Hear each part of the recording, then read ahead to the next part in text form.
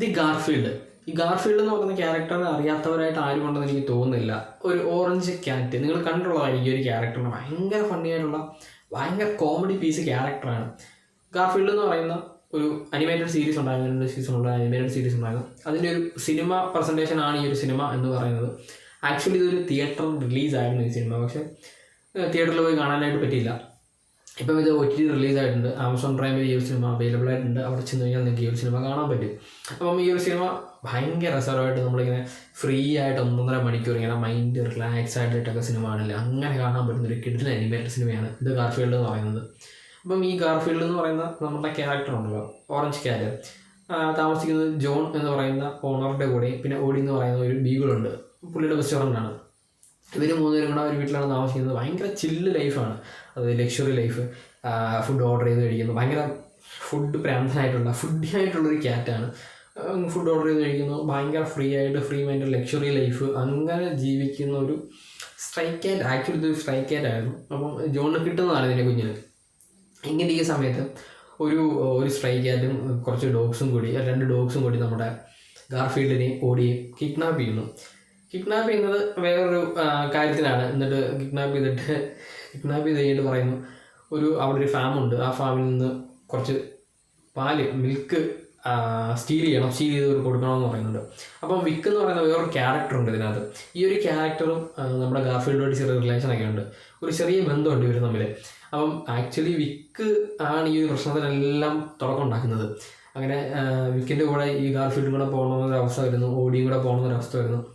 അങ്ങനെ ഇവർ ആ ഒരു ഫാമിലി പോയിട്ട് ഈ ഒരു എത്ര 1600 ലിറ്റർ മിൽക്ക് അടിച്ച് മാറ്റുന്ന ഒരു കഥയാണ് ഇതിനകത്ത് പറയുന്നത്. ഭയങ്കര ഗാർഫീൽഡ് എന്ന് പറഞ്ഞ ക്യാരക്ടറാണ്, ഭയങ്കര സീരിയസ് സിറ്റുവേഷൻ ആണെങ്കിലും പുള്ളിക്കാരൻ ഒന്നാമതൊരു ഇൻഡോർ ക്യാറ്റാണ്. പ്രത്യേകിച്ച് ഔട്ട്ഡോർ വേൾഡിൽ എന്തൊക്കെയാണ് നടക്കുന്നതെന്ന് ഒരു ഐഡിയയും ഇല്ലാത്തൊരു ക്യാറ്റ്.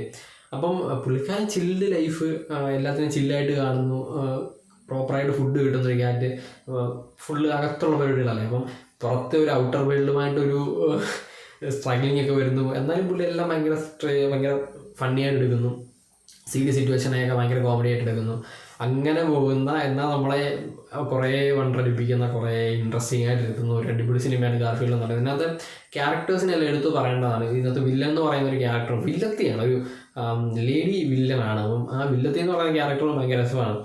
ആക്ച്വലി നമ്മളിപ്പോൾ ഇങ്ങനെയുള്ള സിനിമകളൊക്കെ കാണുകയാണെങ്കിൽ തന്നെ ഇതിനകത്ത് എത്ര ഈവിളായിട്ടുള്ള ക്യാരക്ടറാണെന്ന് പറഞ്ഞാലും അവസാനം ഈ ഒരു ക്യാരക്ടറിനെയൊക്കെ ഈ നമ്മുടെ നായകനും ടീമും കൂടെ ഒരു നന്മയുള്ള പാതയിലേക്ക് കൊണ്ടുപോകാനായിട്ടൊക്കെ ശ്രമിക്കും. പക്ഷേ അത് നടക്കുമെന്നില്ലെങ്കിലും ഇതിനകത്ത് ഇങ്ങനെയുള്ള അനിമേറ്റഡ് സിനിമകളിലൊക്കെ വയലൻസ് ഭയങ്കര കുറവായിരിക്കും. വയലൻസും ബ്ലഡ് ഷെഡും ഒന്നും കാണില്ല. ഇതൊരു 18+ ഒന്നും പറയാൻ പറ്റുന്ന ഒരു 13+ സിനിമയാണ്. പക്ഷേ ഏതൊന്നും ഒരു പ്രശ്നമല്ല ഈ സിനിമയൊക്കെ എൻജോയ് ചെയ്യാനായിട്ട്. ഇതൊക്കെ എൻജോയ് ചെയ്തില്ലെങ്കിൽ പിന്നെ എന്ത് ചെയ്യാനാണ്. ആക്ച്വലി ആ ഒരു ഗാർഫീൽഡും ആ ഒരു ഓടി എന്ന് പറയുന്ന ക്യാരക്ടർ ഉണ്ടല്ലോ നമ്മുടെ നായകുട്ടി, ഇവർ തമ്മിലുള്ള ഒരു റിലേഷൻ തന്നെ മതി നമുക്ക് ഈ ഒരു സിനിമ കണ്ടുകൊണ്ടിരിക്കുക. അവർ ഭയങ്കര ബെസ്റ്റ് ഫ്രണ്ട്, ഭയങ്കര ചില്ല്. അതായത് പൊട്ടനായിട്ടുള്ള ഗാർഫീൽഡും ഭയങ്കര നല്ല ഐഡിയാസ് ഉള്ള ഓടി എന്ന് പറയുന്ന ക്യാരക്ടറും. ആക്ച്വലി ഓടി എന്ന് പറയുന്ന ക്യാരക്ടർ എല്ലായിടും സർവൈവ് ചെയ്യാനായിട്ട്, ഒരു പട്ടിക്കുട്ടിയാണല്ലോ, എല്ലായിടും സർവൈവ് ചെയ്യാനായിട്ടും എല്ലാം പറ്റും. ഈ ഗാർഫീൽഡിൻ്റെ അസിസ്റ്റൻ്റ് ആണ് വീട്ടിൽ.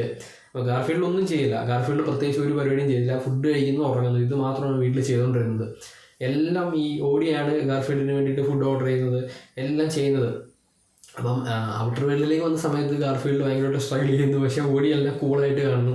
ഇതിനകത്തൊരു ബുള്ളൊക്കെ ഉണ്ട്. ആ ബുള്ളും ഈ ഒരു ഫാമുമായിട്ട് ഒരു ഇതുണ്ട്. അപ്പം അതെല്ലാം ഇവർ സോൾവ് ചെയ്യണം. ഇതെല്ലാം സോൾവ് ചെയ്ത് സോർട്ട് ഔട്ട് ചെയ്തിട്ട് ഒരു ഭയങ്കര സിറ്റുവേഷൻ വരുന്നു. ആ ഒരു സിറ്റുവേഷനല്ല ഇവർ എങ്ങനെ ഇതിനെല്ലാം സർവൈവ് ചെയ്യുന്നു. ഗാർഫീൽഡ് എന്ന് പറയുന്ന ക്യാരക്ടർ ഇതിനെല്ലാം എന്ത് പെർസ്പെക്റ്റീവിൽ കാണുന്നു, അങ്ങനെയൊക്കെ പറഞ്ഞു പോകുന്ന ഒരു അടിപൊളി സിനിമയാണ്. ഇത് തിയേറ്ററിൽ കാണാൻ പറ്റുവാണെങ്കിൽ അത്രയും നല്ലതായിരുന്നു. അങ്ങനെ ഒരു തിയേറ്റർ വാച്ചൊക്കെ എന്ന് പറയാൻ പറ്റുന്ന, ഇപ്പം ഡിസ്പെക്കബിൾ മീ എന്ന് പറയുന്ന പോലുള്ള സിനിമകളൊക്കെ നമ്മൾ കാണില്ല, ഇൻട്രസ്റ്റിംഗ് ആയിട്ടിരുന്നത്.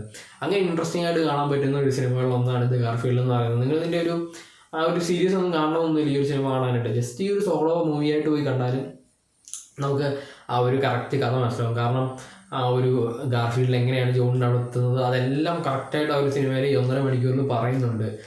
ഗാർഫീൽഡിൻ്റെ ഹിസ്റ്ററി പറയുന്നുണ്ട്, വിക്കാരാണെന്ന് പറയുന്നുണ്ട്, വിക്കിൻ്റെ ഹിസ്റ്ററി പറയുന്നുണ്ട്. അങ്ങനെ എല്ലാ സാധനങ്ങളും ഓരോ ക്യാരക്ടറിനെ ഡെവലപ്പ്. ജോൺ എന്ന് പറയുന്ന ക്യാരക്ടറിനെ മാത്രമേ എനിക്ക് തോന്നുന്നു അവിടെ അണ്ടർ ഡെവലപ്ഡ് ആയിട്ടുണ്ട് എനിക്ക് തോന്നിയിട്ടുള്ളൂ. ജോണിനെ അവിടെ വലുതായിട്ട്, ജോൺ എന്ന് പറയുന്ന ക്യാരക്ടർ ഭയങ്കര ഇമ്പോർട്ടൻ്റ് ആണെങ്കിൽ പോലും ജോൺ എന്ന് പറയുന്ന ക്യാരക്ടറിനെ വലുതായിട്ട് ഡിസ്ക്രൈബ് ചെയ്തില്ല. ക്യാരക്ടർ എങ്ങനെയാണ്, ക്യാരക്ടറിൻ്റെ ജോലി എന്താണ്, അതൊന്നും പറയുന്നില്ല. നമ്മുടെ ഗാർഫീൽഡ് എന്ന് പറയുന്നത് അതെല്ലാം ജോൺ നടത്തി കൊടുക്കുന്നുണ്ട്. ഗാർഫീൽഡിന് ഒരു കുറവും വരാത്ത നോക്കുന്ന ഒരാളാണ് ജോൺ എന്ന് പറയുന്ന ക്യാരക്ടർ. അത് അവർ തമ്മിലുള്ള ഒരു തമ്മിലൊരു ബെസ്റ്റ് ഫ്രണ്ട്സ് റിലേഷൻ, അല്ലാതെ ഓണർ എന്നുള്ള പെറ്റ് എന്നുള്ള റിലേഷൻഷിപ്പ് ഒന്നുമല്ല. ആക്ച്വലി അതിനകത്ത് ഗാർഫീൽഡ് തന്നെ പറയുന്നുണ്ട്, ഗാർഫീൽഡാണ് ജോണിനെ ഓൺ ചെയ്യുന്നത് എന്നുള്ളത്. അത് ഗാർഫീൽഡാണ് ആ വീട്ടിൽ മൊത്തത്തിൽ കൺട്രോൾ ചെയ്യുന്ന ഒരാൾ. ഇപ്പം ജോണിൻ്റെ വീടാണെങ്കിൽ പോലും യൂഷ്വലി നമുക്ക് പൂച്ചകളെ അറിയാവുന്നതാണല്ലോ. ജോൺ പറയുന്നതല്ല, ഗാർഫീൽഡ് എന്ത് പറയുന്നോ അതവിടെ കേൾക്കണം എന്നുള്ള രീതിയിലാണ് അങ്ങനെ പോകുന്ന. ഫുൾ ടൈം നമുക്ക് എൻജോയ് ചെയ്ത്, ഒരു സീൻ പോലും അത് ബോറിംഗ് എന്ന് പറയാൻ പറ്റില്ല. ഫുൾ എൻജോയ് ചെയ്താൽ കാണാൻ പറ്റുന്ന ഒരു അടിപൊളി സിനിമയാണ് ദ ഗാർഫീൽഡ് എന്ന് പറയുന്നത്. നിങ്ങൾ ഈ സിനിമ കണ്ടു നോക്കുക, എന്തായാലും നിങ്ങൾക്ക് ഇഷ്ടപ്പെടും. ഇത് ഇഷ്ടപ്പെട്ടില്ല എന്ന് പറഞ്ഞു കഴിഞ്ഞാൽ നിങ്ങൾ കമൻറ്റ് ചെയ്തിട്ട് എന്താണെങ്കിലും പറഞ്ഞു, കാരണം ഞാൻ ഗ്യാരണ്ടിയാണ് പക്ഷേ നമുക്ക് ഇഷ്ടപ്പെടും എന്നുള്ളത്. അത്രയ്ക്ക് ഇൻട്രസ്റ്റിംഗ് ആയിട്ടും എൻജോയ് ചെയ്തും കാണാൻ പറ്റുന്ന ഒരു അടിപൊളി സിനിമയാണ് ഗാർഫീൽഡ് എന്ന് പറയുന്നത്. അപ്പോൾ നിങ്ങൾ പോയി കാണുക.